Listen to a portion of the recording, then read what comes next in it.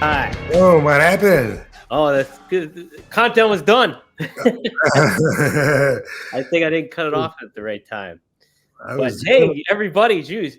This is episode 34 of One of a Kind with RVD.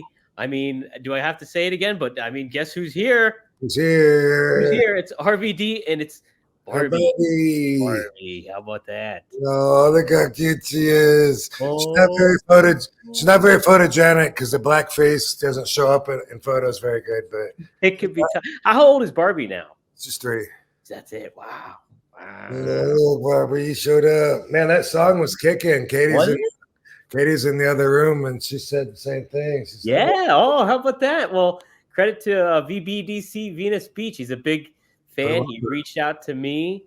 He's been a fan of the super chat too, and so like very supportive and everything. So he did it all. He did an instrumental version too. So I can send you both files. But yeah, we're gonna try to use that for our countdown and our outro music. That's fucking awesome. Yeah.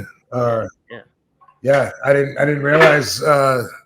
Wasn't really paying that much attention to the lyrics until I heard One of a Kind, and then tuned in, and it was like, oh shit, this shit was written for me. Yeah, he did it specifically for you. So he made the offer, and I was like, heck yeah, let's give it a whirl. So yeah, that was rocking. I can listen to that. That made me feel like I was in Jamaica relaxing. Right. A little good vibe having it there. On a catamaran with the High Times magazine crew. There you go, right? Yeah. Well, how was your New Year's and AKA Katie's birthday? It was good. It was good. Yeah, I feel like I talked to you since then, but I guess we texted, but we didn't talk about it. I guess that was Christmas Eve.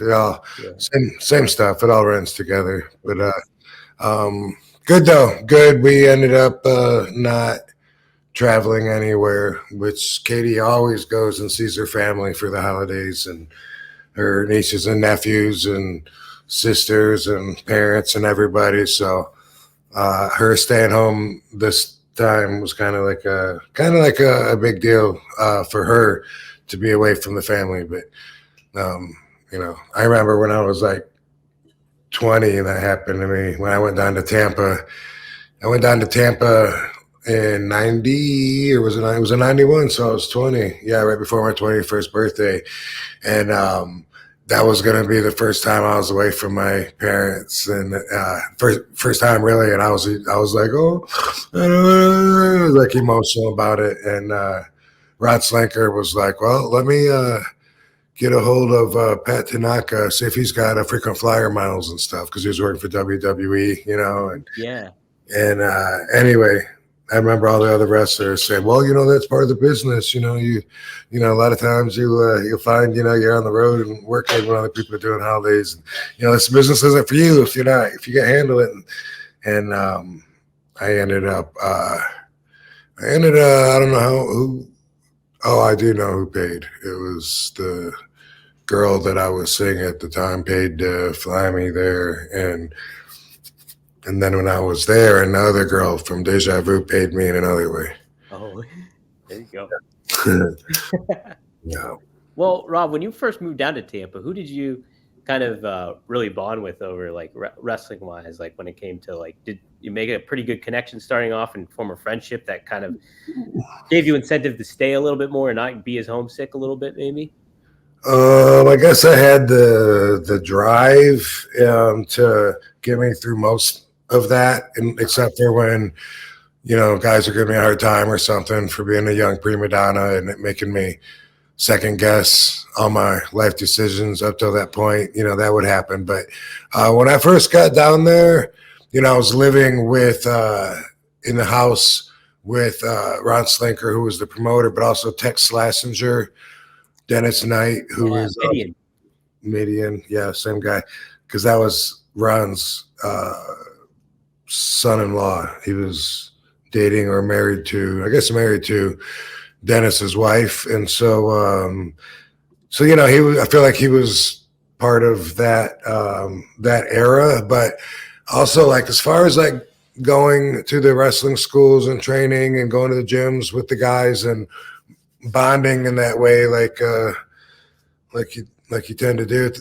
It was Jim Steele who had, I guess he's done now, but he had a career for a while. He was Jim Roach, also Jungle Jim Steele. In All Japan, he was maybe called Thunderwolf or something, some kind of a wolf.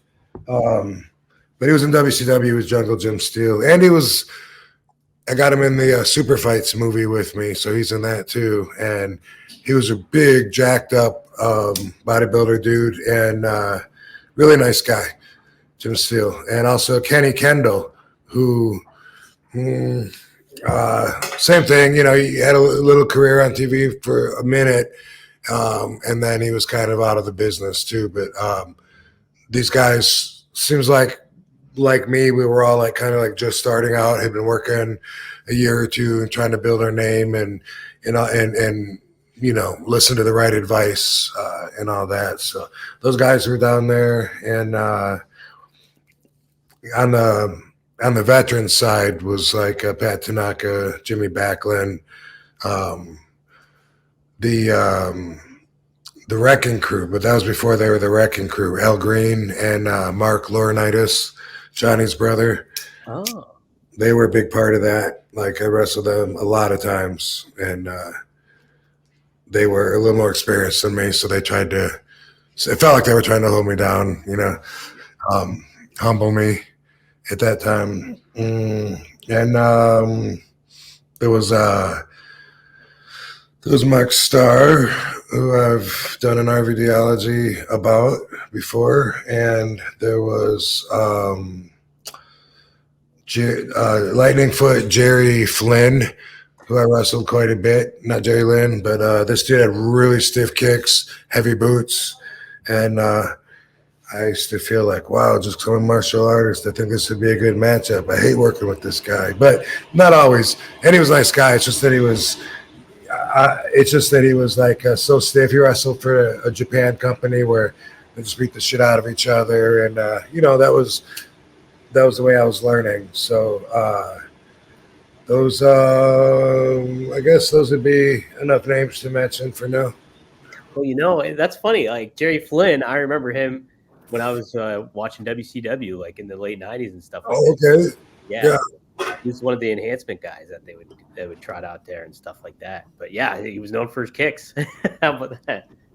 Stiff kicks.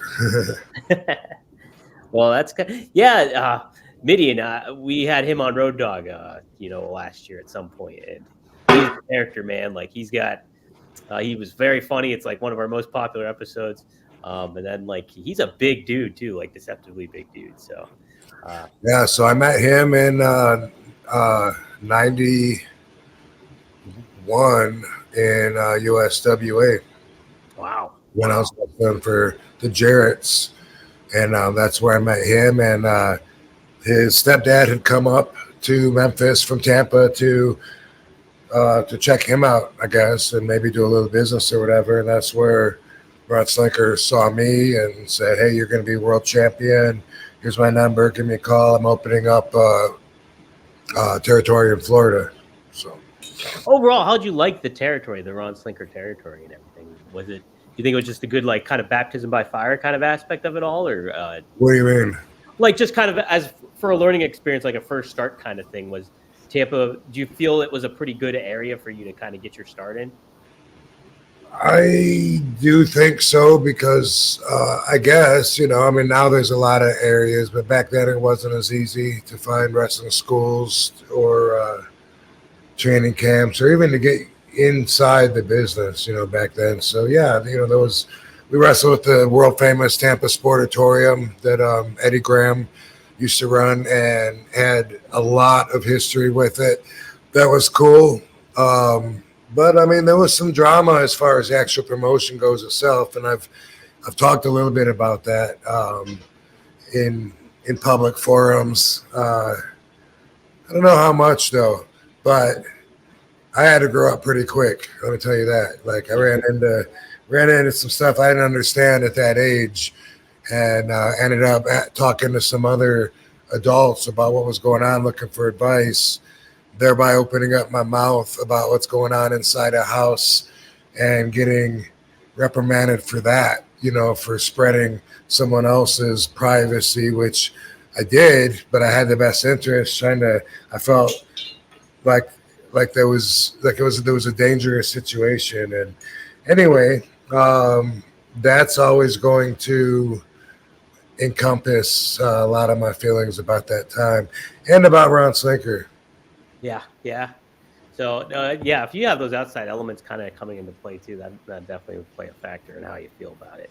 He would have flashbacks like he was in the war and be running around, diving into the couch, freaking me out when I'm the only one home with him. And I'm just, about to be 21 years old and just really not that experienced. I didn't grow up in New York City. I grew up in fucking Battle Creek. So I was still a kid till I was in my 40s, like I always say. But at that point, this was something I was not prepared for. I hadn't seen drug use to recognize it and didn't know what the fuck was going on, but thought at some points that either somebody else or myself might die. So that was pretty intense. Yeah. Ooh, that's definitely baptism by fire when it comes to that thing. Like, geez, oh man. Well, how about USWA working with the Jarretts and stuff like that? Your like relationship with Jerry early on and Double J, Jeff, if you had some interactions. Yeah, so it's because we were the Sheik's boys, we had a lot of leverage. We were looked at with respect because the Sheik trained us and the Sheik booked us down there with Jerry Lawler. So they gave us a pretty good shot to get in and show what we could do, which we did. We were very green, especially me and Dango, because this is the summer of '91. And if I remember right, I'd been wrestling about a year and had about 12 matches before I went to USWA. So very green, had a lot to learn, but obviously showed enough talent to impress some people. One thing that really sticks out, it was so old school there. And since it was the last surviving territory, all the people that frequented these shows were still old school. And so Kayfabe was still the ruling factor of the business. And I traveled with 3 heels when it was Sabu and Dango and Judge Dredd. It would be 3 heels. Sometimes either Dango or Judge Dredd wouldn't be there, but because when we would do a loop, we'd go back home every time, and then sometimes not the full crew would make it back. But it only lasted like 5 weeks or so before they ran out of stuff for us, as they put it. But traveling with the heels, it was bad. Because I was just a young kid, not even old enough to drink. And when we would go to the restaurant, I would have to try to sit not by them. But I had to learn that, Sheik taught us, but we still didn't know how practical it was. Some of the stuff you listen to and you say, oh, sure, sure, it's illegal. You have to stop when you're leaving a parking lot and use your turn signal before you enter a roadway from a parking lot. Who the fuck does that? You so sure, yeah, okay. But anyway, people would recognize us. Then I would feel like, fuck, like we're hurting the business down here. And Sabu would say, that's called killing the business. That's what we're doing. Like, fuck. And I remember one time, so they would drop me off a couple blocks before the arena, and then I would walk the rest of the way at towns where you had to go by the people, which were some of them. Evansville, Indiana was like that. One time in Evansville, we were out in the yard of the arena somewhere playing Frisbee. I was throwing it. Sabu was throwing it. I'm not sure who else, but Jerry Jarrett said, Rob, you're a baby. And that became like a big inside joke still to this day. Sabu will pop at that. Because we thought it was funny, but I was being scolded, obviously, for being a babyface and working with heels when they're trying to make money off of this fucking angle and us working together. So I learned, early on what is like the standard for the business now, which is just to kill it, fuck it, um, you know, expose it, make it less than it was. Nowadays, the business isn't about kayfabe anymore. Is the point that I'm trying to make, but it was back then. So you got to kind of put yourself in that perspective and that state of mind to appreciate me being reprimanded by the promoter when I'm just 20 years old and being a dumbass. Well, when it comes to that kind of thing, like, kind of like not keeping it kayfabe anymore, do you kind of wish, I know the old school mentality kind of would be like, yeah, I wish that would be still a part of the business. Do you think it would work today? And if everybody adhered to that kind of mentality for the most part, do you think it could still work in today's realm of wrestling and how accessible it is? Not the same way. I don't. It's been exposed so long ago, and now that we have MMA, we have something to compare it to, and because of those reasons and just evolution, people evolving, fans. We could never go back in time, and we couldn't still be passing off the same agenda necessarily, but there is still a lot of hidden kayfabe where the fans think they know stuff, but they really don't.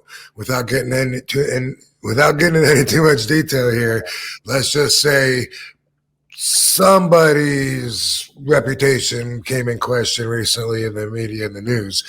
How many people were shocked about it? How many people really weren't? That kind of stuff. There's a lot of know-how that people just really don't know. And for that, I'm glad. When it comes to old school kayfabe, I just wish people could be in the mindset when they were in the ring, because they're not, and it takes away from it. It takes away from the moment.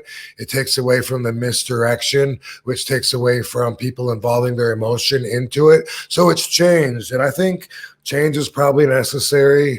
So it is what it is, but nowadays the talent, the athleticism, whatever that the wrestlers are showing with all of their high spots and stuff, they miss like the little thing, like misdirection. Like I want someone to think that I'm actually going to get here. So I wait till the very, very last second, boom, and then just fucking move out of the way. That's exciting, Yeah. And you lose that when you're not even thinking that you're in the moment of competition, but instead like you're going through the motions of something that you've already completely visualized all the way through, or has been directed towards you, or however you got that action sequence. It's different now because of the lack of kayfabe. Well, something too I really keep in mind now when I go back and watch your matches, like before, once we talk about them or before we talk about them, is like the little things that you would do and how you would kind of react to things. And even that match where you and Kane were tagging against LOD, like it was that last minute. You waited till the very last minute to duck Hawk's Doomsday Device. And like I had to actually go back and watch it because I was like, was that a botch? Did Hawk like fall too soon or something like that? But it's not as exciting when everyone's playing it too safe, Right. Yeah. So the whole agenda is off, because for them, it's more important about getting those spots in and over than it is about, the whole vibe of the match, the competition, what it was. So we weren't allowed to get those spots and set them up and stuff back with the Day of the Sheik. We could only get in and put in what we were able to sneak in. You know what I mean? So, and I've always used this as an example. If I'm going to give you a leg drop, or I'm going to jump up and do a 360 and then hit you with a leg drop, you don't need to know. Your part is you're getting leg dropped across your throat or your chest or your face. And then, but that's the way that I got brought up. There was never, during my training, I could never say, I'm going to set you on the top rope, I'm going to walk over here and grab a table. He'd say, well, what are you doing on the top rope? Get off. Get the fuck off of it. Why are you waiting for him? That's the way that I would have had to be quick enough, or else it doesn't work. Right. There, and I think that's a great way to put how kayfabe can kind of still hold together. Is if you're in the venue in your match and you're on, like, you come out there, that's when you should kind of adhere to kayfabe. And so much of that does get lost. It's like if I was on stage doing a play and I had some lines to deliver or something like that, and then like somebody else is delivering lines, and I kind of like break character just by my body language, people are going to notice that, Yeah. So a side effect of me being the way that I am is that because I'm so committed, I hurt people out of the ring a lot. Because, when I'm showing them what to do, I'm committed with it. And I can think of so many examples, but I actually got kicked out of the Wild dressing room. Wasn't really invited there anymore. Katie was having a match with the girl's name is Barbie. I can't remember her last name right now. Really nice girl. And anyway, her and Katie were feeling each other out in the dressing room, and they wanted to see Katie didn't really know or whatever the deal was, but Katie was going to have her foot on the back of Barbie's leg, and you know how they raise the leg up and bam, and you stomp their knee into the ground. Yeah. And I just went to show Katie how to do that, and not even thinking while I'm talking to her, I'm just like, boom, boom, like put it up high as high as you can, wham. And when I did it, she actually had to go to the hospital afterwards, and like it was like she was myself for a little while. She still had the match. But I actually caused a little damage. I felt so bad, but that's how I am when I'm in the ring training or practicing with anybody. I'm just so committed to, and I feel it so much that I'm all in and end up, hurting a lot of people. Is that Barbie Hayden? Is that her name? Yes, thank you. Yep, you're welcome. Sweet girl. Yeah. Sweet Barbie. Yeah. Yeah. Well, no, it's like you said though, like you were trained a certain way too, and we talked about it last week. You and Sheik was just really committed, and you guys laying it in and being stiff and making it look real. So, I mean, that's perfect. If I'm just if I'm showing how to do a clothesline, if I feel it, it's boom, you go, bam, fucking drive through there, and I'm gonna show you, what I want to see or what I'm visualizing, and it's gonna be snug because my wrestling is snug. But yeah, I don't turn it off as much whenever I'm walking through something. My walk is a bit of a speed walk or a shuffle. Maybe not quite a sprint, but it's at least my walk is a jog. A light jog, something in between. Something like that. Yeah. Well, funny we talk about this because we talked about Bret Hart a couple of weeks ago, and a comment somebody made is, I understand RVD being humble, but you talking about Bret Hart, you were concerned about like how Bret would maybe feel about it. I remember. And he said, I understand RVD being humble, but he literally wrestled like the young Shawn Michaels, just more acrobatic. Bret could definitely work with that. Somebody else also said that like Bret was also like Kevin Nash, and I think a couple other people said like Bret could work stiff too. So maybe you guys would pretty mesh up pretty well, I have no question that Bret was, he's the best there was, best there ever will be, best there is, all that. So not necessarily in that order, but I'm sure, he would have a great match with a broomstick, as they say. So I really don't question that. But yeah, just like I said before, I'm a little snug, and I hope I wouldn't disappoint him, but it would be an honor. I don't think you would, because you know what? Like Kurt Angle keeps saying how much he loved working with you too, and they always talk about that dream match, Kurt Angle versus Bret Hart. You know what I mean? So yeah. I think you'd be all right. Let's book it. Okay, let's book it. Okay, we got it marked down. I'll take the book. We got, excuse me, we got a super chat here. You to Super Friday. Super Friday, what a name to have on Thursday. Rob, whatever happened to predictability? The Milkman, the Paperboy, the Evening TV. You've just been Full Housed. So he just did the Full House theme song to us. I got Full House. I got Rickrolled, but never. You got what? I've got Rickrolled. You know that when that happens, they're never going to give you up. Okay. That's being Rickrolled. Okay, I didn't know that. Just got Full Housed. Yeah. I say that was a fine $5 there, Super Friday. Thank you for that. Appreciate that. Yeah. So what are those twins doing now? Because they were looking cute, right? Oh, the Olsen twins. Are they billionaires? Oh, I think that they're definitely loaded. You know what I mean? Mary Kate and Ashley. I don't know what they're doing though. I think the What's that from, baby? Kanye West song. Oh. I didn't know that was about them till just now. Yeah, no, I actually forgot about them too, and I forgot there was twins in them. So, but not me, man. I had my eye on them. Happy birthday, Katie! Belated. Thank you. You're welcome. We got over 100 people here on the live chat. So, guys, cool. if you want happy Thursday, everyone. Yeah, happy Thursday. If you guys want to weigh in, feel free to use the super chat, ask a question, and we'll be sure to get to it. That's the name of the game here.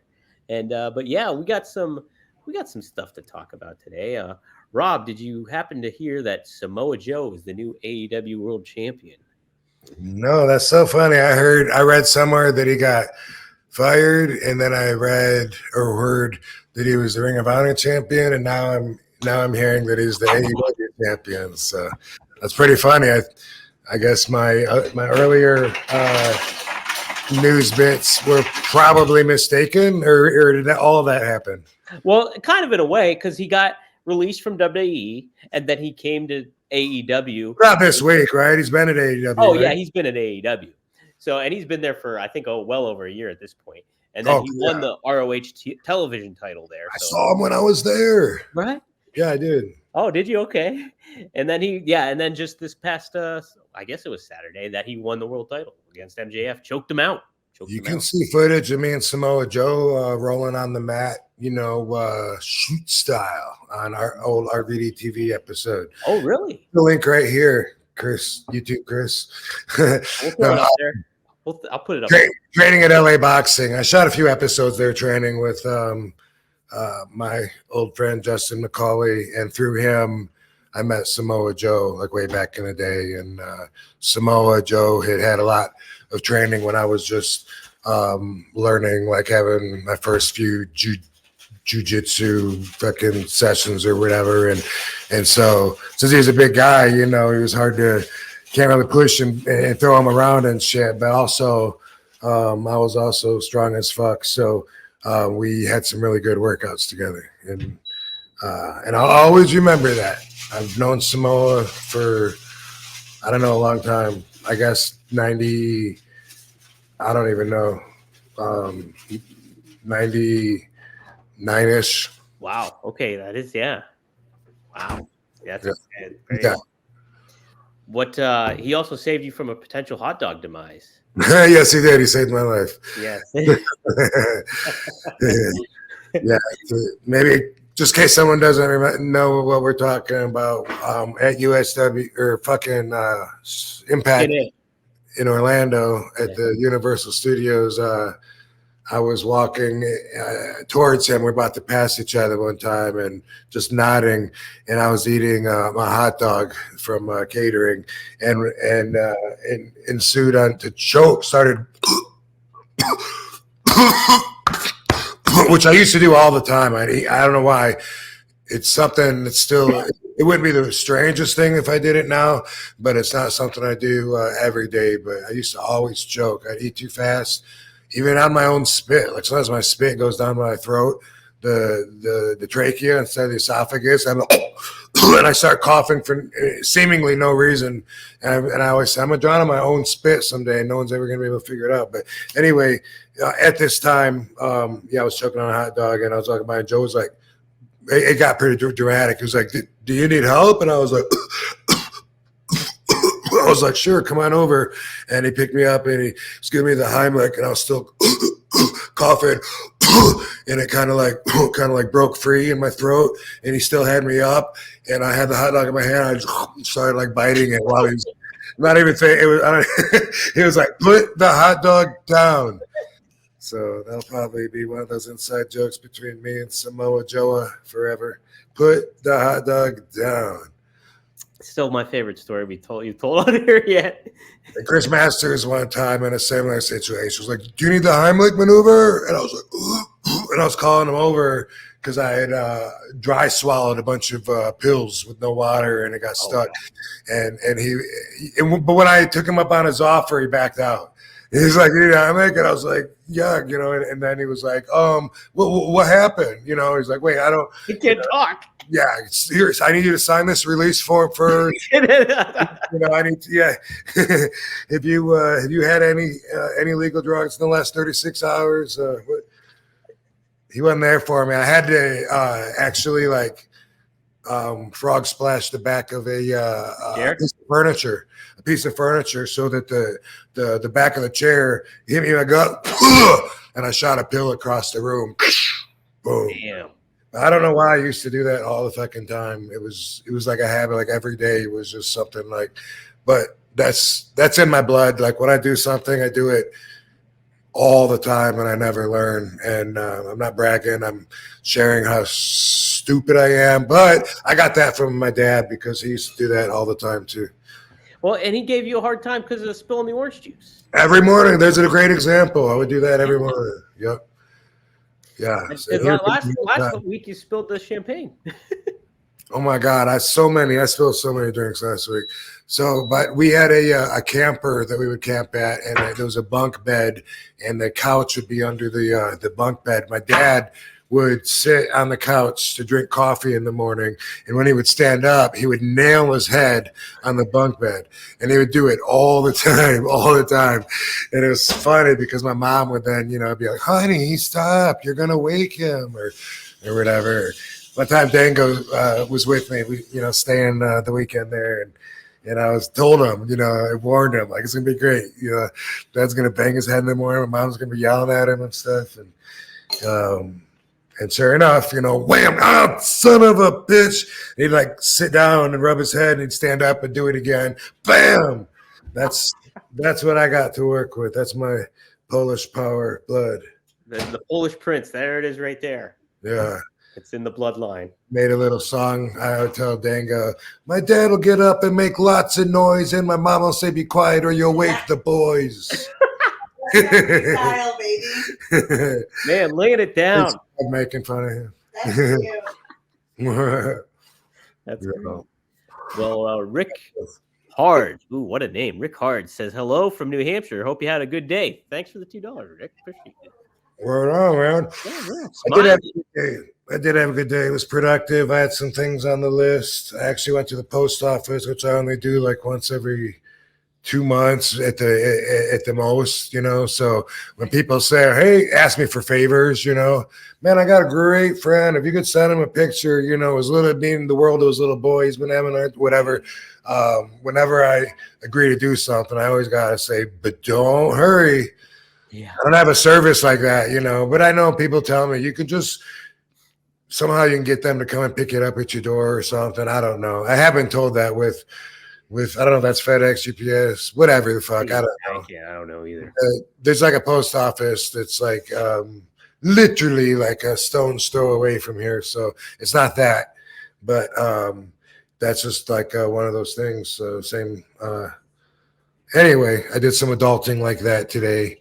That was productive, and some other stuff too. So I had a good day. Thank you for the $2 and the wishes, but it was productive. I got a lot of stuff on the plate. You know what I mean? Especially after having some holidays and stuff, and then it's business days. And being my own boss, I always have the opportunity to say, I don't feel like doing this today. I'm not going to do that. Maybe tomorrow will be better. You know what? Future Rob might do that, but not present day Rob. I do that an awful lot. So when I get shit done, it's yeah, right. I do. I'm a king of procrastination too. I'll get to it. I got this stuff I got to work out financially. Don't worry about it. Yeah. But then when you knock it out, it's boom, W. Yeah, you feel good about it. You ultimately feel good about it. Get that shit off my plate. Speaking of getting off your plate, this Smiley Gamer, we chimed in last week. Did it feel good to slap the bully Taz? Hey, Smiley, we actually already talked about this on a previous episode. I believe it's episode 5 or 6. So check it out. Rob gives full detail about that whole incident. And episode 5 or 6, check it out. Yeah, but to give you a quick answer, I would say both yes and no. You know, like felt good because it was like a big buildup that was like boom, like let out. It was purposeful. You know, I meant for the slap to push us past the line that we couldn't go back and backtrack. You know, I wanted us to be engaged in the actual activity of a fight. And so like, boom, I'm like, okay, good. You know, we got that done. But, you know, at the same time, it's, you know, the on the other side, you know, the fact that I just smacked Taz and, you know, as much as angry as I was at him, you know, I still don't know for sure what's going to happen. You know what I mean? So there's like that unsurety that isn't a real good feeling, you know.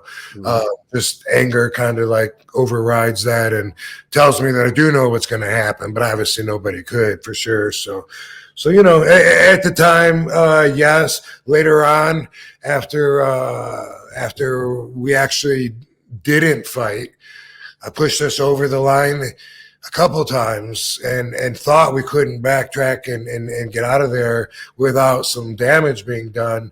And fortunately, we were able to. So that surprised me. And when we did, you know, Taz shared some stuff with me and we bonded in such a way that it didn't feel good at all that I smacked him. I felt bad. Yeah. That was the other aspect is he had like personal issues he was dealing with and you guys hashed it out in a certain way and just made, there's always that kind of feeling like, oh, I want to do this. And like when you have that conflict and like want to just get it settled and get this fucking solved. But then there's also that after effect and that kind of feeling like, oh God, going through it is not fun either. So, but yeah, thanks for the chime in there, Smiley. Somebody else, I don't know what denomination this is. Do you know what that is, Rob? The little backwards C with the line. What is that? I believe that's a pound or a euro. Oh, euro. I think you're right. It's a euro. I think you're right. So the question he asked with that was, "Hi RVD, what's your favorite 2 video games of all time?" You've talked about video games before. That's a pretty good question. I'm gonna have to go back because I used to play video games a lot more growing up. So I'm going to think about something that I really had a lot of fun with and spent a lot of time. And 2 games, I'm going to say, and if nobody else jumps in front of them real quick, no one's going to jump. All right. Speaking of jump, Moon Patrol and maybe Dig Dug. Ooh, Dig Dug's a good one. What'd you feel about Tetris? It was fun. I didn't play it a lot, so it wasn't one of the games that I got. I would always spend one whole summer on one game and master it, although I didn't master Dig Dug. But what was the other one? Oh, Moon Patrol. You know, I would go all the way A to Z and then be halfway through the second alphabet, so that was pretty far. And Matt Mania was one time, and Kung Shanghai, I think one was called. Okay. Shanghai Fighter or something like that. Bionic Commando, that was one I would get to the end on. There was like 5 stages, and I got to where I'd get to the end on 1 quarter. And I would spend me and Dango both, because we were so competitive, we would get one game and we would just play it all summer until we master it. And everybody would hate when we were playing because they'd have to wait in line and we'd be playing for 45 minutes off a quarter. No shit, you'd be that good at it. Yeah. Always. I mean, there's games we get to the end of. Shinobi was one of them. I remember that. Hearing that about. We get to the very fucking end of Shinobi. The game would end. Wow. Yeah. Damn. And then there's a sequel to Shinobi, but I don't think it's not called Shinobi 2. It's called something different. It's got a wolf. I can't remember. What? How into the fighting games did you get? Like the Mortal Kombat stuff? I know that was a little later on and anything. Like not as much. I didn't get into pretty much. I could handle one joystick and like 2 buttons. You know, once you got past that, you kind of, you know. I played Virtual Fighter. Yeah, that was fun. Yeah, that was a lot of fun. But for me, that was as far as I could go. That was like that was a little bit past what I just told you, so I can't remember because sometimes you have to go like down twice and then hit A and B together or something, do a leg sweep, and so that's the newest game probably that I got into, which of course was forever ago. It's like 25 years ago. Yeah, and that's probably the most recent video game I think. You're right though. Like the Sega Genesis, they had like 6 buttons plus the directional pad and all that. It's like, well, that's a lot. That's a lot to take in. Yeah, not for me. I know. I grew up starting with Nintendo, so I had like Super Mario Brothers and Battletoads and like Double Dragon and shit like that. So, I like Double Dragon. Yeah, Double Dragon was fun. I like the Atari games like Joust and Kangaroo. Yeah. I like Kaboom a lot.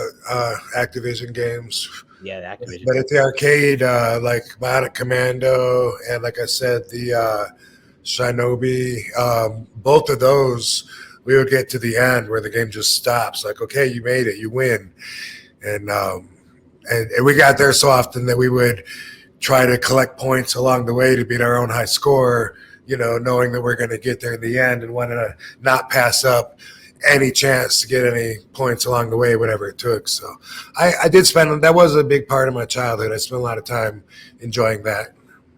Video games are fun too. You grew up like right before I did when it came to the video game generation, but it was a kind of a cool balance because they were simple and you still did it. We went outside and did shit. There's so many times where like video games are so immersive nowadays. So it's like, that's a big part of people's lives. Yeah, and also I would ride my bike to a place to play the video games, you know, and that was a big adventure, whether it was a bowling alley or Pete's Pinball Fun Factory. There was M66 bowling, there was Ken Naki's bowling, and there was even like a little store. I can't remember what the highway was, but or what we played, that was Dig Dug, I guess, but Super Pac-Man was one that I used to play too. That would be something, you know, now you could just play at home. And we used to have to ride like maybe, I don't know, at least maybe like sometimes it would be 5 or 10 miles. Sometimes we'd ride all the way to Lakeview Square Mall to play games in their arcade, you know, and we pretty much seemed to know Battle Creek was small enough to have an idea of what games were in every game holding location. Yeah, yeah. Oh man, yeah, I know. Going to like an arcade was like an experience. It was like that. You had to go there, and it was just like this. Basically, like a Toys R Us, just with video games all over. Yeah. Fun times. Yes, sir. Yes, sir. Some fun times coming up. It seems for Nic Nemeth, who is now a free agent. And do you remember the Dragon Slayer? I remember Dragon Slayer. I don't think I've ever played it though. Okay, it was groundbreaking because it actually looked like a cartoon, and instead of you moving the joystick and somebody moving directly that quick, you move once and it would play like a whole scene out, and you had this adventure through it, and it looked like a Disney cartoon, and it was, I think it was called a Laserdisc game, which was the first of its kind. Yeah. Yeah, I'm looking right now. Dragon's Lair came out. 1983 was the first release. Wow. Holy smoke, how about that? Game changer, literally. Wow. Yeah, right. Yeah, you're right, Rob. It used Laserdisc technology, offering greater, superior graphics compared to other video games at the time. Yeah, nothing had been done like that before. All of a sudden, instead of being like little block characters, it was like an actual cartoon, and then you would use your direction and tell it what to do, and then let it go. And then it would, like, boom, it would do its scenes.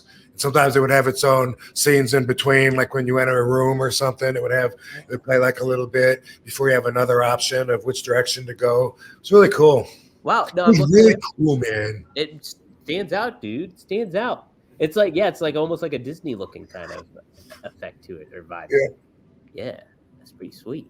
I never got good at that one, but it was cool. Right. Some of this, I try to play modern games today. I'm like ass backwards. I feel like an old man. Like I'm just like, oh, I don't know what's going on. Shooting at a wall here. Yeah.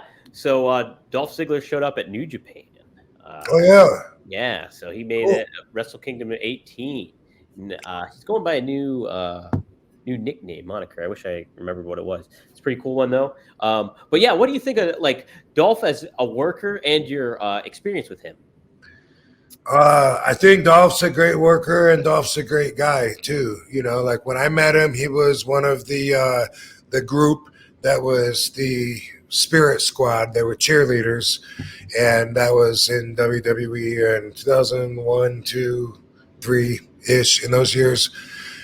And if you hadn't seen them, what they would do, they all dressed like cheerleaders, and they would have a trampoline, and they'd run down and bounce off the trampoline and dive through or over the ropes as their entrance. So it was pretty cool, but they would get their asses handed to them a lot. I think they were more just entertaining, and I think Dolph kind of broke out from there. I wrestled the Spirit Squad one time, I remember, and I used their trampoline because I'm RVD, so I thought that was cool. That's like someone else picking up Thor's hammer, like Right.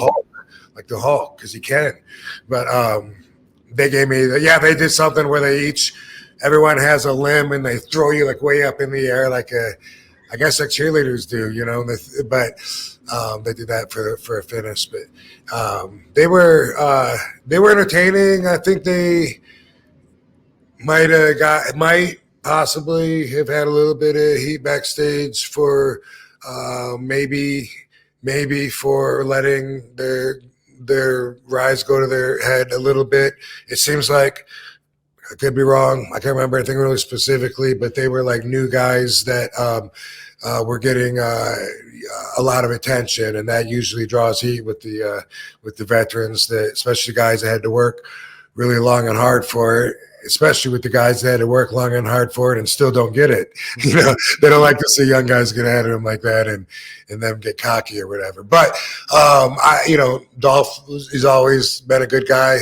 He's always been good energy. You know, like I've always enjoyed his company, hanging out with him, joking around with him, and I think he's a great wrestler. And so when I was in WWE, he was still like an undercard guy, and it was just like I guess before I don't know if it was after I did my returns or what, but when I saw him on TV anyway, and he was like one of the top guys, I was thinking like, wow, he really hung in there and outlasted everybody and worked his way through until, you know, he was like the last man standing. So him and Kofi was around during that time back then. I think he's still around too, but they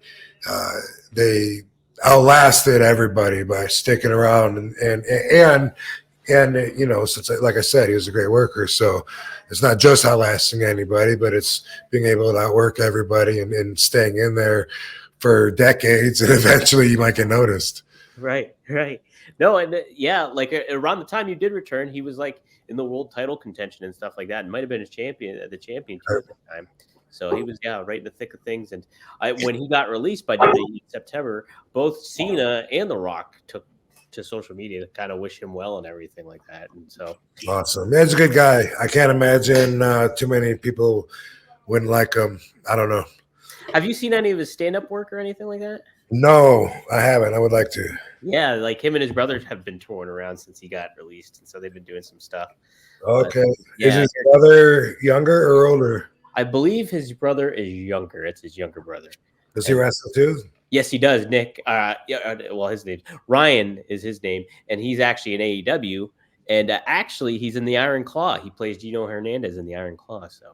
He wasn't one of the Spirit Squad, was he? No, he wasn't. I think the one you're talking about that might have got a little bit of heat. I remember back in the day. I think his name was Kenny. Kenny was the one that was. Oh, okay, yeah, and one of them was dating Tori. You know, like that might have been him too. Now that would be some heat right there, but yeah, maybe that was him too. Yeah. But do you remember when Dolph too? He was the caddy for Chavo when Chavo had the Kerwin White golf gimmick. Didn't know that.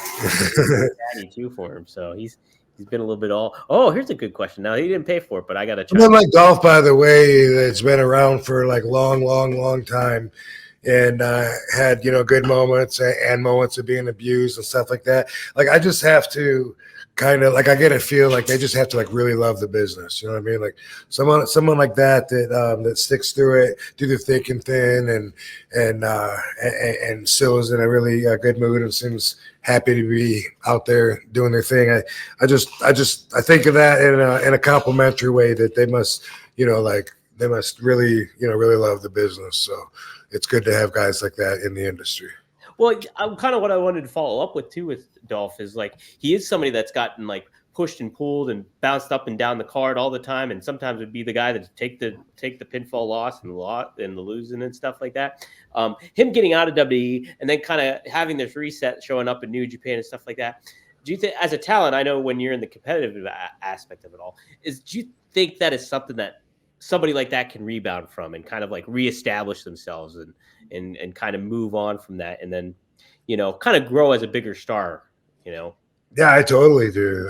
Absolutely. Like, obviously WWE is the big guys on top, the standard setters, the big machine that really makes everyone into superstars worldwide in 150 countries. But besides that, your image goes a lot further than you do, and especially in a case like this. So if he's wrestling for New Japan, and he's like uses like a top draw, and he's kicking ass over there, having great matches, and people are loving him, then he not only could enjoy himself a lot more there if he wasn't getting that kind of a treatment in WWE, which I don't know. I wasn't following his programs or whatever. But if he felt like he was not used right before and then feels like he is used right, that's such a great feeling for an artist, and everybody should get a chance to feel like that, really. So I've been there like many times. But then after a while of being in that new position, then and capitalizing on that, then he could come back with more value than he had before when he left. Absolutely. I think he could very much mirror, in certain ways, the path like Cody took, because Cody left and, like, went on the free agent or went on the indie market where he would wrestle, like, names and stuff like that. I remember him wrestling Kurt Angle. Great example. Yeah. Yeah. And then coming back, like, look at, he's no longer, like, dashing Cody Rhodes or Stardust. He's right. Cody Rhodes that people associate with an AEW and stuff like that, his own identity and brand. So it's like Dolph can very much do that. And he's such a smart guy when it comes to that stuff. So. Yeah, I think so. And in the meantime, maybe he'll enjoy wrestling in New Japan, a lot less matches, bigger paydays per show. So it's a whole different setup that offers a lot more time off, if that's something that you're looking for, to work more or to be with family or follow hobbies, do stand up, whatever the fuck. But that's usually how it is in Japan, because you're not going to be wrestling 52 weeks a year over there like you would be in WWE. Although I do remember, like, one time, this was forever ago, like maybe I think this was WWE. Let's say around 2001, I think, maybe. But anyway, Chris Jericho was asking me about going to Japan. We both used to wrestle for Japan. I'd see him over there in Japan, but we weren't wrestling for the same company. He was wrestling for New Japan. I was wrestling for All Japan. And he was saying, Rob, you've been to Japan like at least 50 times, right? And I was like, 50 times? Like, I don't think so. No, fuck no. And he goes, really? Because, like, we've both been going, like, we started going like around the same time, I think, 93, 92, whatever it was. And he said, and I said, no. I said, but I know, like, I went and then I didn't go back for a whole year. Then I went again. And I took a whole year off. Then I went 3 times that year. And he just said, "Oh," he said, "I thought that I still like added up. Like even though I know you guys could do tours, and he was doing. He said that he was doing at the time like one show a week and flying back and forth." Which I don't know how many people were doing that, and I don't know if New Japan was just so hot that they had weekly TV then. Well, I guess they probably still do, but I would just assume now it's probably edited from more than just one show. But I really have no idea. There's just different ways of doing things. But I remember him saying that, and he was surprised. Which at the time, I'm not sure how many times I had been to Japan, but still now I know my number's 22 or 23 times that I've been to Japan, not 50 like he was asking me 25 years ago. Wow, that's wild to think that too. Like 50 times. That's a lot. Yeah. But back and forth and doing one match or going over there for 3 or 4 weeks in a row and then coming home for maybe 2-3 weeks and then going back again. That'd be like with All Japan, I think they had 8 tours a year if you were full time. And that was pretty rough for me being over there. I preferred the 15-day tour, which was February. That's why I didn't go back for a year and then waited another year. And because it was really rough for me. I didn't, especially when I was really young, when I started going. I was so young, 22 years old, just turned 22. That's crazy. Yeah, and I didn't know how to eat, and how to not spend money on the road. And in Japan, everything was so expensive. The goals for everybody was to try to not spend money, So it's like don't buy a Coke from the vending machine, or go out on the road. That this one's here's for tourists, and it was, or there's a grocery store downstairs, or we would bring stuff. For some reason, we would bring tuna fish. I have no idea why, because I'm sure we could get tuna there, but that was tuna fish and peanut butter. Just because all the other wrestlers that were older than me told me to do that. I'd bring a big bag of that, haul it around. It was a pain in the ass, but I like the matches though. How was the paydays there in comparison to? Were they worthwhile going there, or was it more just for the experience? No, the paydays were very much higher than in the United States. So that was a good incentive, for people to go to Japan. So if I went over there for, like I said, the 15-day tour in February, and then came home. Even like what I started at when I was just 22 years old, what I started at over there, what I would have got in that 15 days might have come close to matching what I got the rest of the year, maybe. Wow, really? I think, close to it anyway, at least another probably 8-10 months, if not the whole year. So just because, at that age, I didn't have, it was all the numbers were different at that age. You know what I mean? Right, yeah. My monthly bills were way different, and what I was getting paid was different. But that was one thing about Japan, and I always was told from the very start, John Baba will never screw you. He's very honest. He never screws anybody. He tells you you're going to get this much. You can be sure that's exactly what you're going to get paid. And I just remember I was always told that, and that was always true. And I always had a lot of respect for Mr. Baba, and I'm proud that I got to work for him for so many years and such a long time. He was something out of my career that I'm really proud of, and I enjoyed what he added to my value as well.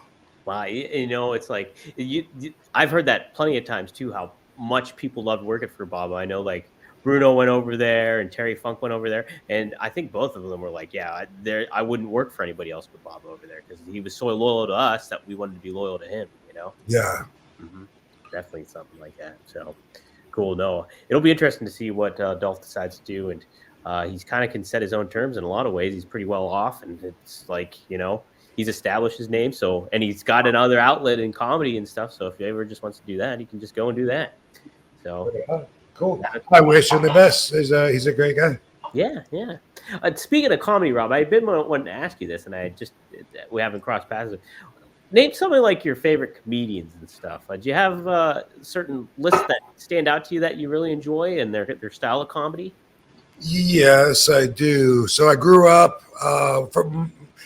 I always am a fan of like dry humor, intelligent humor, over character voices, and people being dramatic, making loud noises and or faces. There's different styles, and I don't know, different people like to be entertained by someone that makes funny faces at them or whatever. But for me, I always appreciated Stephen Wright.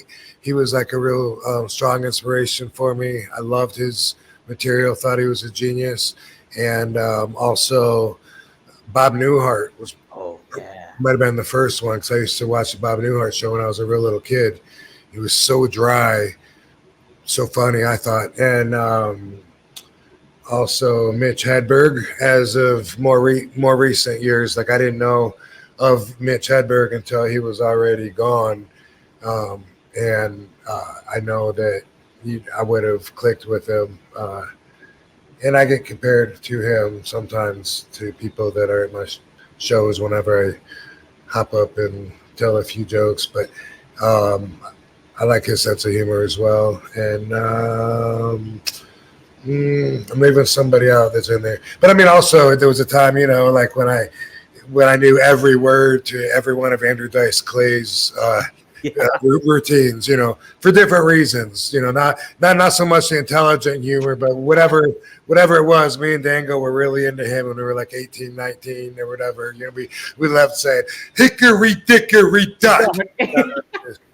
We loved it. Yeah, I don't know why, but yeah. No, those are great ones. People are naming others in the super chat here: Eddie Murphy, Bill Hicks, George Carlin, of course, Sam Kinison, Daniel Tosh. I like Chappelle a lot. I like Bill Burr. There's a lot of great. Patrice O'Neill was always great too. Yeah, there's some really good ones. I like Alonzo Thomas. No, Lonzo Bowden. I'm sorry. Lonzo Bowden. Okay. Yeah. I like a lot of them. But as inspiration, I think like Stephen Wright I just thought, like, how can you think of that stuff? Like, if I melt dry ice, can I swim without getting wet? Like, that's fucking. But so a lot of I like that kind of stuff, even though half the crowd is going to be confused by it. It's more about the art than it is about just connecting with the crowd. In a case like him, and I feel like that too. Like I write stuff that I know is funny to me, even if like some of the people be like, "Oh, that's too smart. I don't want to think. Can you do a cartoon voice like Fluffy?" Be like Fluffy. It's like, but yeah, fucking. What do you say? Bought used paint one time. It was in the shape of a house. Love it. We bought evaporated water, but didn't know what to add. Some of those shit, like I'll never forget those. You know what I mean? What'd you think of Norm McDonald? What's that? What'd you think of Norm McDonald? Oh, I like him. I like him. He's like, usually when I think of Norm, I can't tell if he's serious or not. Almost like the Andy Kaufman in that way. Like, he's so committed, and sometimes his jokes will be so bad, right? Right. And he's like, does he really think that's funny? Or is the joke on us because he's playing a joke on us by pretending that he's standing behind that material? Sometimes he does say it like that, and I don't get it. Or he did the one thing too. He was roasting somebody. I think it was like a comedian or something. And everybody's like, it was like a Comedy Central roast. And so when he goes up there, all he tells are like these stupid, punny, like lighthearted jokes that are like what you would tell it like to school kids, basically. Right. That was his whole bit for the roast. Yeah.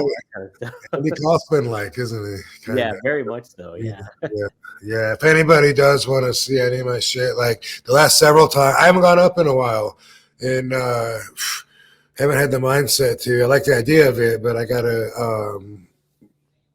but I gotta get in the frame of mind if I can even want to do that. But anyway, the last several times I've gone up on stage, I write a whole new set each time, and then might bring an old one or two back if I thought of a way to tweak it or work it in differently or whatever. But that's, for me, like, I got to where that's what I would enjoy out of it, as opposed to somebody that just has, a routine and they go on the road and they're just doing their thing. That's an awesome job, being a performer, just like if you were a singer singing the same songs every night or whatever. But for me, I'm not a true comic in that sense, to where that's not something that I enjoy as much as like kind of moving on sometimes. But anyway, what I was going to say, on my YouTube page, there's a playlist for my comedy, and you can see the last 5 or 6, 7 sets or whatever that are on there, because I did it. I posted that shit up there. Boom. Rob, how long are your sets, or what's the longest kind of set that you have done? The longest one, I think, was an hour or an hour in 10 minutes or something like that. Yeah, that was the first time that I went on tour. And Tom, what's Tom's last name? He's a really funny dude, and Headstrong is basically about the tour he brought me on. But I don't think it was this. He brought me on one before. I don't know. I've done a couple tours, 2, 3, maybe 4. I don't know. I don't think I've done 4. I don't know. But anyway, Tom books him. He drives me around, and he's the guy. And the first time he kind of let me go out there and just to see, I guess, how much I had or how long I would go or whatever. And it ended up being like I said, I think it was like an hour, and it was either an hour and 15 or hour and 10, but somewhere in there. And then the goal was to hit like, I think 45 or 55. So after I did that the first night, then it was a lot easier. I was more confident because I knew I had enough, if I forgot anything, I could reach, and there was enough shit up there in my head. So, but so, a lot of times, if I call the comedy guy, my friend, and I say, dude, I want him to jump up there this week, if he says, can you do 8 minutes on Thursday? Like, man, 8 minutes goes by so quick. It's like so quick. Does it? It feels like that? Yeah, it does. I would feel like it would take, to me, that would feel like it'd be like an eternity. Well, it would have when I started back in 2016 or whenever, 2006. You know what I mean? Now it would be just like, yeah. Now I'm like, fuck already. Like, I only got my 3 favorite jokes, and I didn't get to. Yeah, so I used to just run the light anyway, and I'd be like, fuck it. What are they gonna do? And they give me the flashlight. It tells me, whatever cushion I told them to give me at the end, a minute, 2 minutes, whatever. A lot of times I would just fucking run it and not worry about it and keep going, but. At least 10, 12 minutes, 15 minutes is cool. If I'm advertised on it, then maybe, 20 or 30. But a lot of times I like to just jump up when I'm not advertised, and then I get a crowd that's not just there to, see the Rolling Thunder. Yeah. They're surprised because they're in my intro, Hall of Fame, former WWE champion Rob. They're like, oh my God, yeah, wow, it's him. And then they go home very happy that I made them laugh and that I was funny, and they had no idea. Surprise. They had no idea. And then we take pictures afterwards. How about that? Now, have you gotten heckled while you're on stage? No. I can't think of one. It almost seemed like there was like one time, but I don't think there was. Yeah, it's I have like on the tours that Tom brought me in, some of the places that I don't want to do anymore would be like bars that were even like still like the bar's still going and people are still talking to each other and shit, and you're just over in a corner trying to keep these people's attention, but sometimes it's like that and it's bad. And I mean, I remember the tour I have done something like that where I was like, where I stopped as if they were heckling me, but they weren't. They were just talking kind of loud. And I was just like, all right, dude, I'm gonna wait till you're done, man. You are the whole fucking show. Everyone is here to hear you talk. So, whenever you're done, whatever. But usually everyone, I talk really slow, probably much like I do in my RVDology, but even slower, and it kind of draws everybody in that's paying attention, and they got to pay attention to get my jokes because, like I said, I'm not jumping all over the place. Yeah. Definitely check him out on YouTube, guys, if you get to see him and stuff. Did you ever feel like you bombed? I don't think I've ever felt like I had like the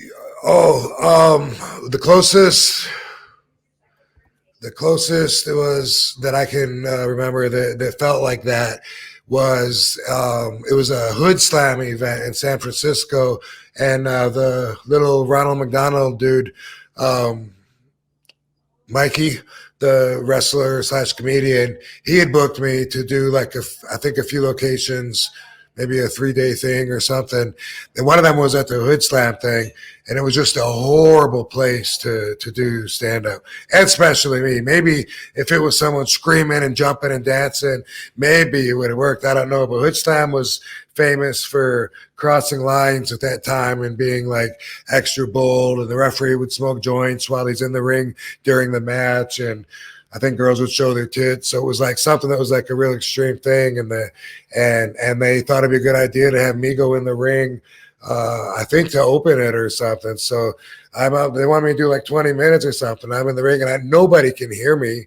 I can't even hear me. The sound system's so shitty. And so with my mundane, facial features and stuff, I'm just talking like, so, I always blah, blah, blah, and blah.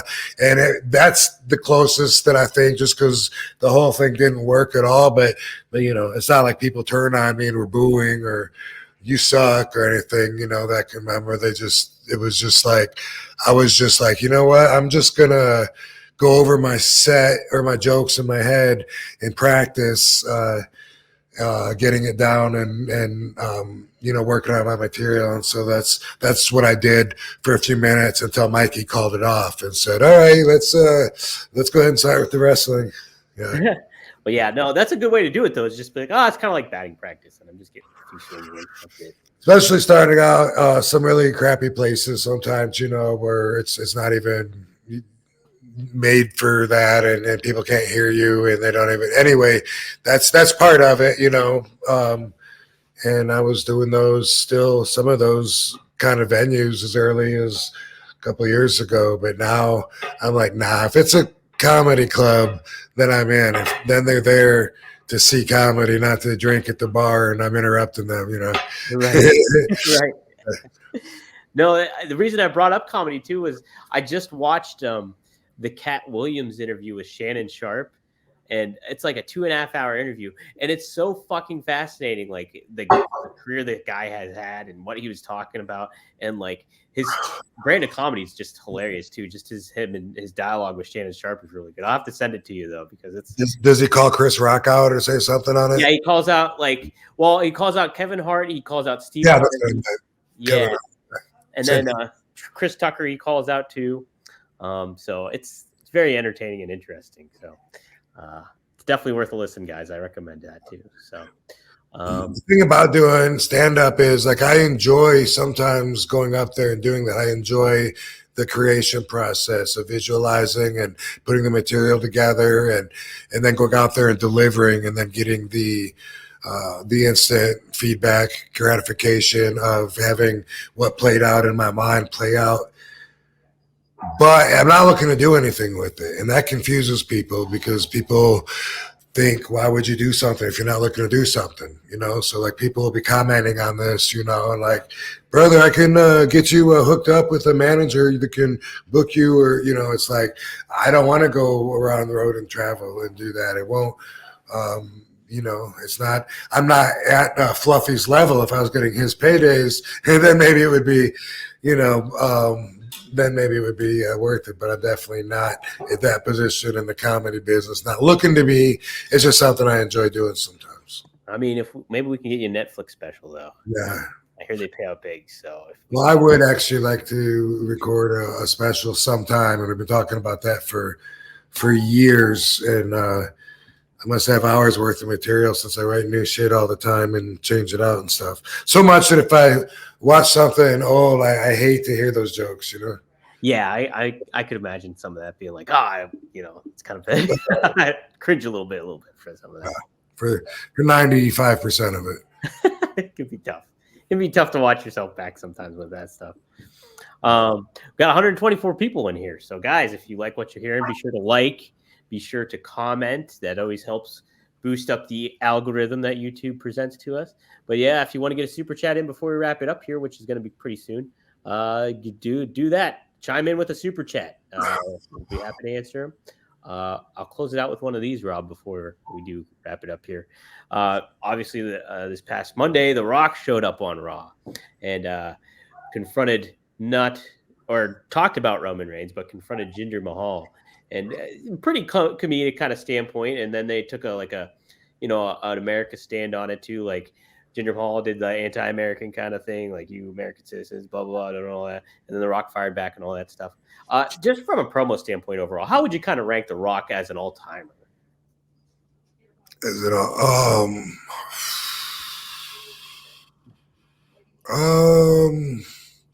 I guess as far as people getting behind him and shit, I'd put him at the top, you know. Mm-hmm.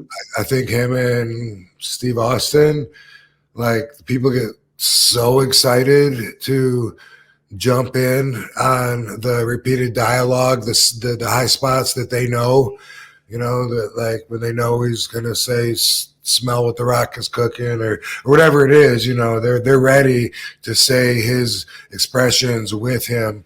Very much like Stone Cold, I think. And so I would put both of those guys at the top. And by the way, they had a baby named Ken Anderson. So, you know, there's that too. Yeah. I just always thought that Ken Anderson sounded like he was very much inspired by The Rock and Steve Austin when he did his promos. Yeah. Well, LA Knight's getting that nowadays too. LA Knight is the guy that they're really right. Yeah, I think that's what Nash. I think I saw Nash saying that. Yeah, Nash was talking about that. So from a booking standpoint, when it comes to WWE and like it's Roman Reigns and The Rock, people were talking about it, and Rock teased it, you know, coming up, like he wants to sit at the head of the table, quote unquote. And so everybody's like, wow, this match is going to happen. But there's that aspect of like Cody Rhodes has been in the prime position of like, hey, he's got to finish his story, and we're going into Roman Reigns, and everybody was expecting Cody to kind of face Roman Reigns at WrestleMania. If you're on such a big platform, you have two major names such as The Rock and Roman Reigns, but you have this intriguing story of Cody going on. From a business standpoint, does it just make more sense to go with The Rock and Roman at WrestleMania and then like table the Cody story and finish it off in a certain way? Or how would your mindset be coming from that? Well, I don't know what all the factors are going into it, but just from what you laid out there, I would think exactly. I mean, the bloodline is or has taken over, and The Rock's coming to support that. That's why he's coming back. He's not coming back because he misses wrestling. He's not coming back because he needs to get in the ring again real bad. Making all that money, doing movies is wearing him out, and he needs to get in the ring and bang his elbows and knees or anything like that. He's coming to support his family and to pay it forward with the bloodline by drawing attention and money and everything that comes with that as far as climbing the ladder of hierarchy in the industry for Roman Reigns, because they're cousins. That's exactly why he's coming back. Yeah, no, it's true too. He's like very much into growing that and making the, you know, you'll see the Usos making their own like star power kind of name, and now Roman. It's just, yeah, it makes sense to tie it all together. And people have been talking about this kind of match for years. So, I mean, I think there's certain ways you can pay off Cody later on too if you need to. I wanted to include this one. Lelena mentioned about Mitch Hedberg. Dogs are forever in the push-up position, said Mitch Hedberg once. So that's pretty good. That is true. Yeah, I gotta, man. Now I'm not gonna be able to unsee that moving forward. Because when I would drive, a lot of times Petrie would be wanting to look out the window, and so she would her front paws would be straight out, so she could see out the window, but she would kind of be like sitting like across, like on my lap or on my chest or something that high. And I always said she was holding a plank, and she was. If I didn't scoop under and support her, she would be holding a plank, and eventually she would start to give and come down. So I'd put my hand under her chest and support her so she could go out the window. Multitasking while driving. There you go. Yeah. Well, cool guys. I think that just about does it here, Rob. I wanted to cover some current topics a little bit, and I'll close it out with this here real quick. Somebody mentioned this earlier on, being sick, like not injured but sick while wrestling. Do you consider that kind of worse sometimes than working through injuries, since you're so used to working through injuries? When you say you get like the flu and you have to go through a match, is that more treacherous sometimes than actually working through an injury?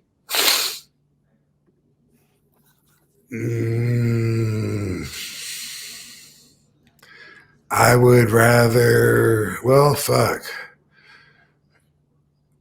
Yeah, I mean, it can be. I mean, if I got to choose from a list of injuries, all of them pretty substantial, but different parts of my body that I know I could work around or whatever. If it was given the choice, a lot of times I would rather have an injury than like, say, be hungover and feel like I'm going to puke any second. That's not a good feeling. And I've been there a couple times, and it was really bad, like major headache. It was from being hungover, drinking too much, and during that fun part of my life. But I wrestled Teddy Hart. Really? And I know I disappointed him because I know that was one of his dream matches. And he had told me so years ago when he met me, but he was really looking forward to working me. But also I was at a point in my career where I wasn't looking to steal the show by doing a moonsault from the top rope through 3 tables on the floor. You know what I mean? Like that was like, I feel like he was more representative of the new style now where hey, give me a Canadian Destroyer from the bleachers and it'll get a bigger pop, and I can't even tell who's taking that, who's giving that move when I see it, but that's just me. I know the move is over, but that move represents the whole new age for me, and Teddy does too. And anyway, we had our match in Rahway, and I just know that I was so hungover too, and did the best I could to get through it. But I remember afterwards, asking him, I know you really look forward to working with me and stuff. But again, he would have wanted to go out and do every single spot, and I was way past that point in my career anyway. Sure, Same with AJ Styles when I worked with AJ. If I would have been, if it would have been earlier in my career when I was still trying to make a name for myself, then I would have pushed the envelope more with the matches with him too. But if he wants to do a springboard gainer flip from the top rope to the floor, then go ahead. I'm not feeling the need to outdo that with something of a similar thrill. But anyway, I remember talking to Teddy afterwards and being like, yeah, right. Did you like it? I know that, you wanted to work a lot. I probably not what you thought it'd be, whatever. And he was just like, as long as you're happy with it. As long as you're happy with it, I'm happy. I was like, oh man, and there was another match with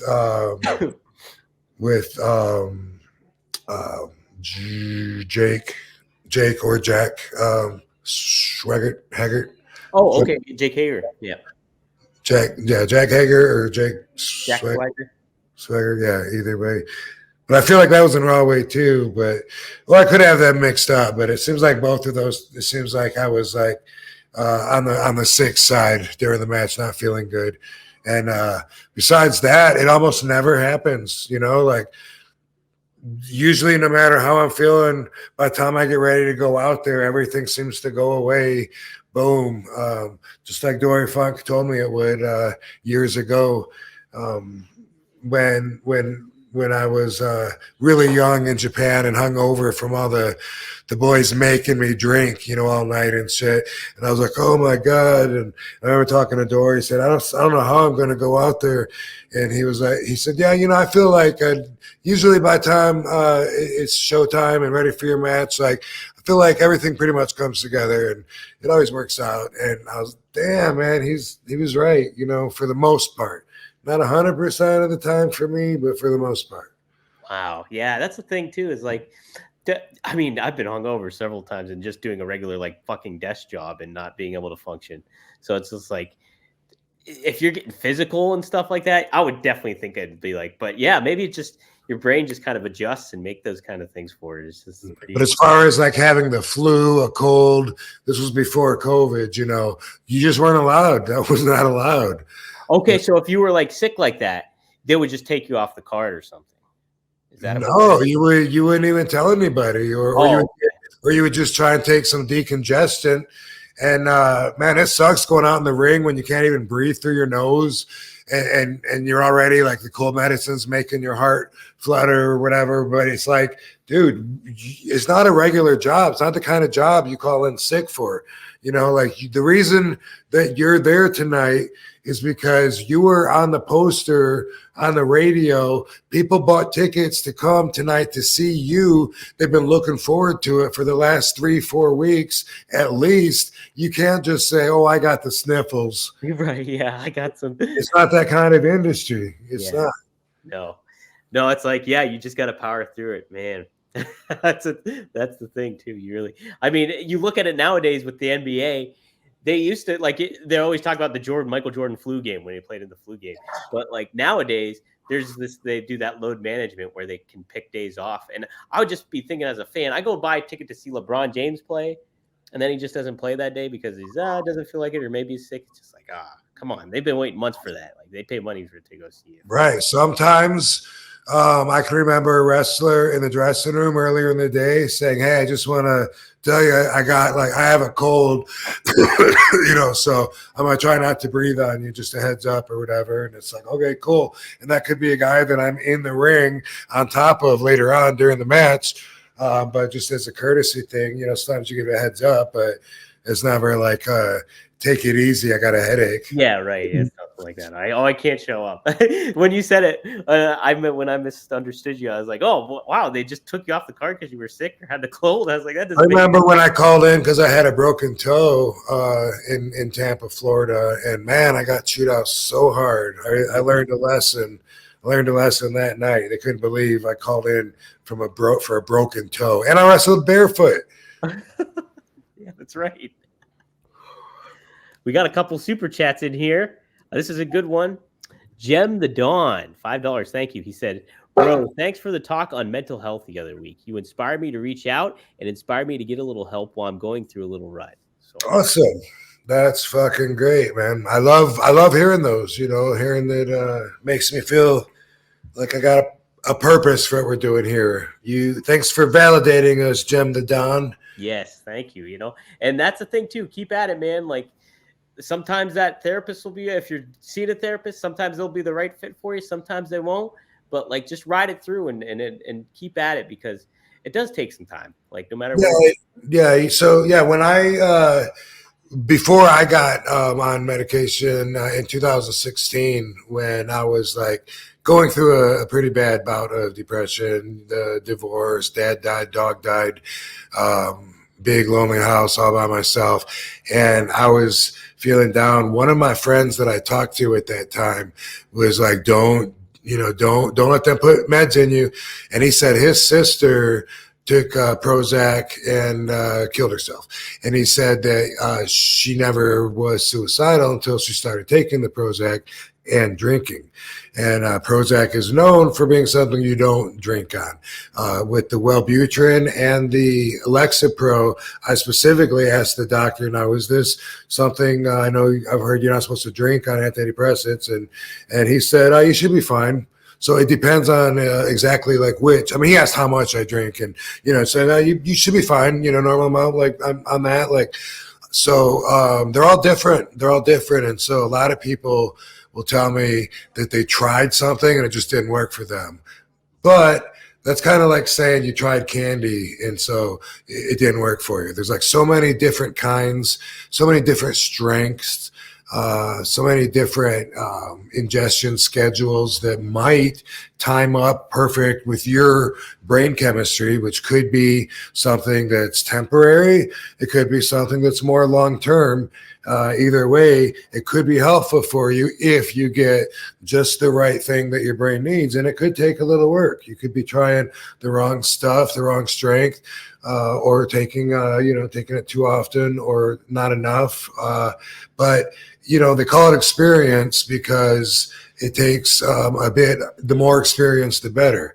And, we get experience in life from two ways. We get experience firsthand from experiencing it. And also we can learn from other people's experience. But with something like this, just because someone else says it's not a good idea, take that into consideration, but don't let that be the only fact you consider, because it really might be a good idea. And it might not be a good idea for them. Right. Yeah. It really depends on the person and their circumstances too. They had a bad experience, obviously, and somebody else had a good experience and things like that, where it's like, and you said this too when you were doing the RVDology the other week, was like, you kind of mentioned that it takes a couple weeks for the meds to actually kind of work and get in your system, get in your blood. And so that's something you have to kind of be cognizant too. If you're relatively new to meds, to be like, all right, I'm not feeling anything. Well, it takes a little bit of time to kind of accustom, and then your body gets used to it once you start taking it more on that. And then even after that, they usually start you on a small dosage, so you might not necessarily feel anything. So when you follow up, you can get the dosage upped or adjusted to how you need it. So yeah, it's not something that you just take one time and then you get high or right. Stoned or numb or anything off of it. It's something that takes a couple of weeks of dosing to build up a level in your system to where it's effective. And so it's really important to get a good doctor. And that's something too. Unfortunately, you might even have a doctor that's not the best doctor, that doesn't give you the best advice.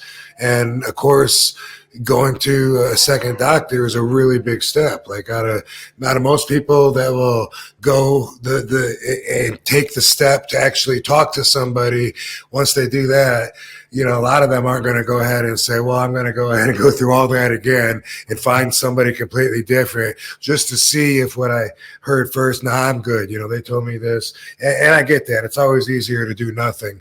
But man, sometimes it's worth it because with I guess it's I think it's the psychologist that talks to you and the psychiatrist that prescribes the drugs. I could have that backwards. I think it's backwards.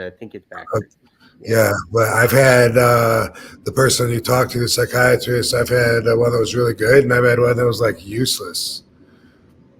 Unfortunately, yeah, but same thing with chiropractors. I've had some that were amazing.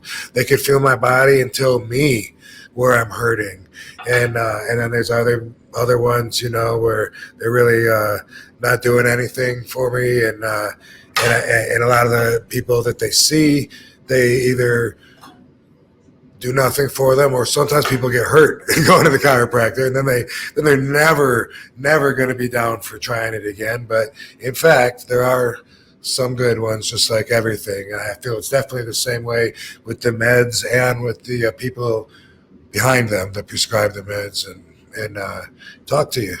All of it. It is. And yeah, guys, always feel free to chime in with that kind of stuff. It's always good to hear, and give us updates if you need updates or support.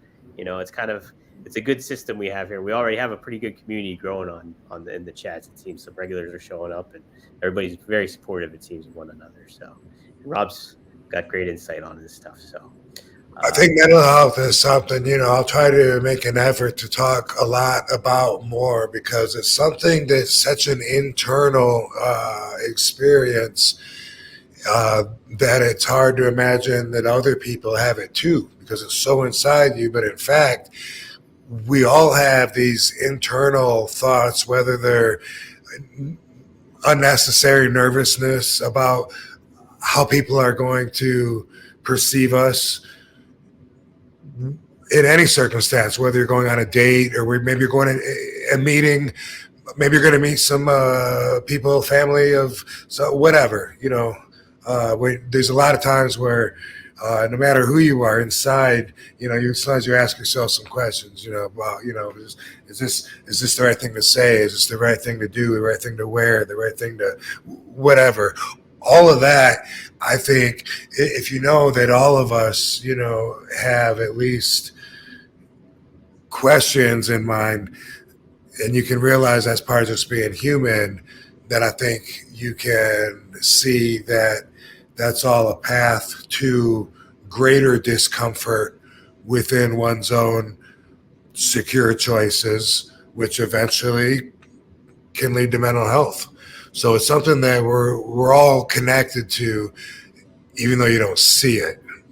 None of us have the manual of life and just go through changing the book like, did that right, did that right. Hell yeah, I know that, I know I'm betting on the right numbers on the lottery tomorrow. Nobody does that for sure. So again, it's experience, and we're all experiencing life. So sometimes you need a little hand. I'm glad that talking about that can help people reach out and get a hand when they need it. Because fucking A, man, there's no reason not to. Absolutely not. And guys, yeah, you can check that RVDology out specifically too. We have it clipped up on Rob's YouTube, so check it out. It's up at rvdpod.com there, and we have the full video there. It's really, really good. I think it was our best episode we did, actually. That was a great reason for it too. A couple super chats here. Smiley chimed in. Have you ever been on Sabu's podcast or on his Twitch? No, I didn't actually realize that he was doing that. I remember a few months ago hearing a title that implied Sabu was doing a show. Sabu Speaks, I think it was. I saw something about that, but I think I texted him and said, "You have a podcast?" And I think he just said LOL or something.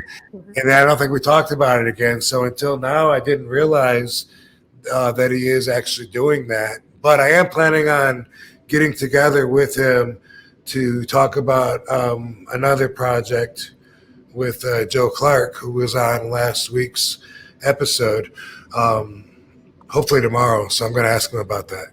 Nice. Yeah, Sabu Speaks is actually on the Premier Stream Network too.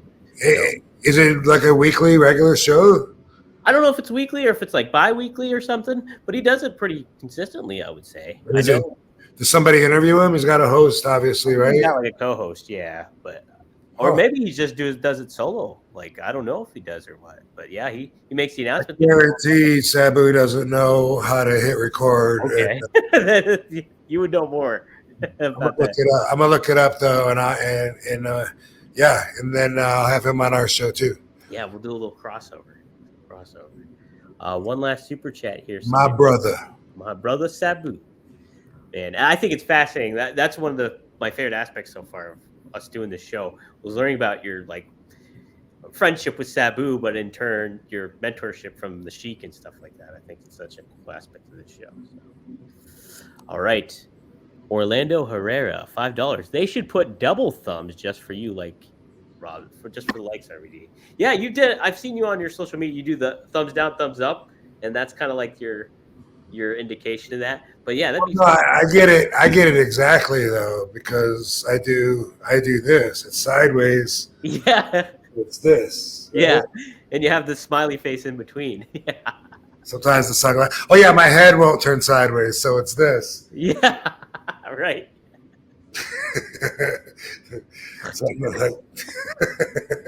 Oh. Need a chiropractor after that one. Yeah, that was when I remember, like when I was talking about doing a Twitch show before this. You did like at least a year ago, longer.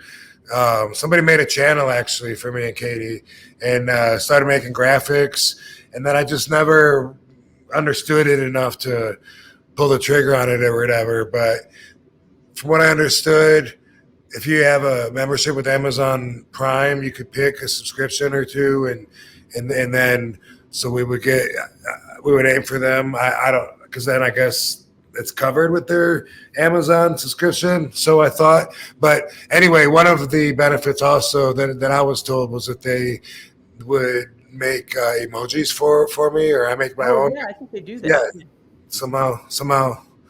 Yeah, I don't know if they make it or who makes it, but that was part of the deal, was that you would have your own emojis. And I never understood that either. Like where are they used? Only on my page? Or can people use my emojis like on other pages? That's a good question. Yeah, I don't know. I know like Colt Cabana does his stuff on there, and he's had his own. I think it's maybe specific to the channel, if I had to guess. Because I know maybe I'll revisit that idea. Like I said, I got a lot of stuff that was set up for it, and then that was right when I started doing RVDology, because that was one of the ideas originally, was I would do it live on Twitch, and then I just started learning to use that, not Stream Deck, OBS. Yeah, OBS. Mm-hmm. I think that's what a lot of people might use too for that platform. But yeah, hey, I don't know. Maybe we can stream live on Twitch on here too. I don't know. I have to look into that. But pretty cool. It's pretty sweet. Yeah. All right. Cool, Rob, is there anything else you want to cover? We kind of did an unofficial RVDology right there, I would think. Right? I think we covered the vibe enough. Let's mix it up, keep the people guessing so they don't get too used to a pattern or anything, and see if they notice. Right. Yeah, I think so. The takeaway, I think, is, and if you don't agree, then let me know, because I've already said this several times. I'm about to say it the third time. You get experience two ways: firsthand, through your own experience. Sometimes that's the way to do it. And then sometimes it's through someone else's experience. And you don't have to experience it then. If you see somebody touch the stove and it burns their hand, well, you don't have to go now and touch the stove. You've learned from watching and from someone else's experience. Pretty much everything in life, I believe, you can put into that same formula or sentence or that guideline of you learn from experience, and that's the best way. So some things, think about it. If you need to experience it yourself, then you weigh out the odds. You're making that choice. It's going to get through to some of these people. I know it is. Some of the conflicts that are on your mind right now. Do you need to experience this yourself? Or can you just learn from other people's experiences, and that's going to be enough? Because I'm telling you that it's always going to be one or the other. And I think that being cognizant of that, having that perspective, is a great way to get your dose of RVDology this week, and also be aware of the decisions that you make. It could be something pretty heavy. It could be sexual. It could be like drug usage. It could be something criminal. It could be something. It could be just going to a movie. Just because someone said this movie's really great, do you have to go and see it now? Fuck it, I don't. I'll take your word for it. Anyway. You apply where you can, and that's going to be what I hope everyone takes away. That and anything else you want to take away. You feel free to take whatever you want, but don't be robbing shit. Yeah, don't do robbing. Don't be robbing nothing. But you guys want to do something. Don't take shit away. What's that? If they want to do something, I want to make a pledge for people to or I guess a pitch for people to go to your podcast, whatever podcast you listen to, whether it's on Spotify or Apple or whatever, and give us a 5-star review. And if you write us a good up review and stuff like that, we'll pop it up here on the podcast and give it a read and stuff like that. We'll read. Maybe that's what I'll start doing, is curating some of those and giving the review reads on here. So, yes. Let me just add to that. Sometimes experiencing firsthand is definitely the right way to do things, by the way, because sometimes that's going to be the only truthful experience that you have. And I find a lot of things that I was taught are one way. Turns out, in fact, they really are not. And I'm glad that I made the choice to not just believe what everybody else said on those. So, I'm not leaning one way or the other on that. I'm just saying, use your best decision-making skills, and if you think you need to experience it, or maybe you don't even have a choice, but think of it, a lot of stuff that you learn, if you can learn from other people's experiences and incorporate all of it together, dude, think how much you can learn. What amalgamation. Yeah, learning from your own firsthand experience is great. Like, it does really can be beneficial and stuff like that. But like, if you want to, you're cognizant of it too, and you're being like, hey, I saw that person do this, and that's probably not the best case, the route to take on there. You're kind of almost learning from your own experience because you're seeing that person and learning from it too. So it kind of balances out in a way. Or if it's things that you're just not really that into, you know what I mean? If people want to talk to me about, I don't know, about how much fun Biker Week is at Daytona. Cool, bro. I'm good. That's exactly. I'm gonna go by with your experience. It sounds like it was really fun, and whatever you said, it sounds loud. I don't want to go experience that. Have you ever experienced a Biker Week, Rob, like that? Like being in the same town at the same time? I don't think so. No. Oh, man. But I'm not sure, because there's a show, Nasty Ronnie, and I'm on the video, but I don't know if it's Biker Week or leading up to Biker Week. So I guess this just like, how did this just get sent to me recently? Oh, I know, my friend in Amsterdam sent it. Yeah, I guess one time I was there when it was, I don't think it was actually Biker Week, but I think it was coming or something, and there was a lot of bikers around. But yeah, it's, but I don't know. I didn't want to say, whatever, like if you want to talk about gay anal sex, I don't need to experience that firsthand. I'll take your word for it, your experience. Right. Doesn't mean you got to dabble. This show's going to get a rep for being homophobic. I know, right? It's like what she said.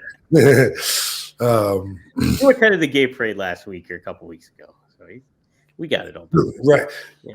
Mm-hmm. Well, but, when it comes to marijuana, it's a lot. It's anything. Just anything. Just shut me up. Let's end it. Yeah. Okay. There we go. We'll end it with this one. Somebody chimed in with a super chat here. Said Justin and Jen play slots. Hey, Rob, just want to you are my favorite wrestler of all time. Awesome. Thanks, Justin and Jen play slots. Yes. Appreciate that, dude.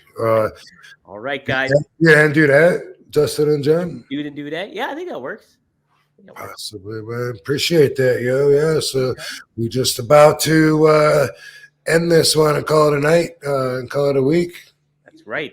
Guys, thanks for tuning in. We had Max, we had like 120 something people in here tuning in at the same time. So thanks for everybody joining us. It's fun.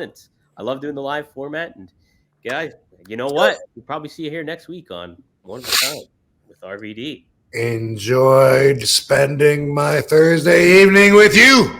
Yes, always. Cool.